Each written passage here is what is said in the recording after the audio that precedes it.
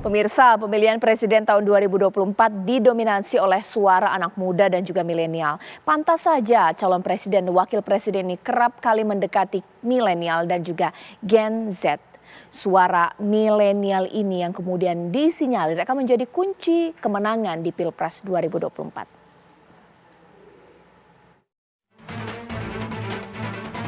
Suara milenial jadi kunci pemenangan pemilu 2024.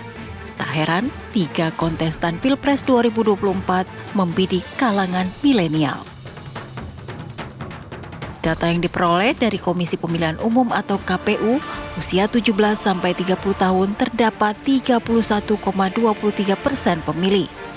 Usia baby boomer 13,73%, pre-boomer 1,14%. Gen Z 22,85%, usia pemilih 31 sampai 40 tahun 20,70%, Gen X 28,07 pemilih dan usia pemilih milenial sebanyak 33,60% pemilih.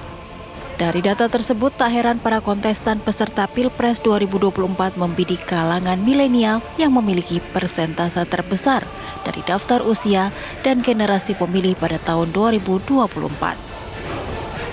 Tak sekedar data, banyak kalangan pemuda yang terjun ke masyarakat untuk melakukan kegiatan bermanfaat untuk masyarakat. Di Mamuju, kalangan pemuda turun ke sungai untuk membersihkan sampah yang menutup aliran sungai. Dan di Jombang, Jawa Timur, pemuda yang tergabung dalam kelompok pemuda Sidikiyah menyerahkan 66 rumah layak huni. Kerja-kerja pemuda inilah yang tak bisa dianggap remeh. 3 pasang kontestan Pilpres pun demikian menjadikan pemuda milenial sebagai sasaran potensial untuk menuju Indonesia Emas. Prabowo Subianto, capres yang berusia kepala 7 itu memilih Gibran Rakabuming Raka yang masih berusia kepala 3 agar dapat mewakili suara anak muda dalam kepemimpinannya. Prabowo juga meyakini dengan usianya yang terpaut jauh dengan Gibran dapat berkolaborasi soal pemikiran dan perkembangan zaman.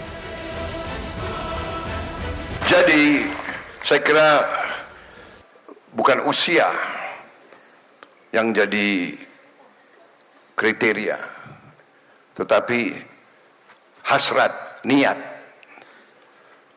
Ada anak muda niatnya hanya foya-foya. Ada orang tua juga hidupnya hedon. Punya kesempatan dipakai hanya untuk mencari kenikmatan pribadi dan keluarga dan golongan. Tetapi kalau ada seorang, apakah dia tua, muda, menengah, atau dia pria, atau dia perempuan, niatnya baik, hasratnya baik, ingin berbuat baik untuk rakyat dan masyarakat, harus kita kasih kesempatan. Begitupun dengan pasangan Ganjar Pranowo dan Mahfud MD. Meski keduanya tak muda, mereka kerap kali terjun ke lapangan menemui masyarakat, khususnya kalangan milenial. Selain bersosialisasi, mereka juga saling mentransfer pengalaman dengan kalangan milenial soal kebutuhan anak muda dan transformasi teknologi. Di sela-sela kegiatan generasi penggerak meraih masa depan, Ganjar dan Mahfud terlihat antusias dengan inovator-inovator muda yang mengemukakan kreasi mereka. Ganjar dan Mahfud pun menyatakan dukungan kepada jutaan muda-mudi Indonesia untuk terus berinovasi dan menyelesaikan masalah sosial mereka. Tadi kita habis ngobrol sama anak-anak muda, para inovator yang sangat luar biasa, betapa mereka confidence gitu ya. Saya yakin betul di tangan anak-anak muda dan kemudian anak-anak kreatif, anak-anak inovatif ini kita akan jauh maju lebih cepat. Dan tentu saja imbal baliknya adalah mengatur, memberikan fasilitas, memberikan proteksi, ya, sehingga dunia kreasi ini tidak akan mati. Ya, itu yang hari ini mereka butuhkan. Oke, ya. Sementara pasangan Anies Baswedan dan Muhaimin Iskandar lebih sering terlihat belusukan ke pesantren. Pasangan ini selalu mengenakan kain sarung, menunjukkan mereka sangat dekat dengan kalangan pesantren. Di hadapan ratusan ribu peserta Jalan Sehat Santri, sarungan tersebut, bakal calon Presiden Anies Baswedan mengungkapkan sejumlah narasi perubahan.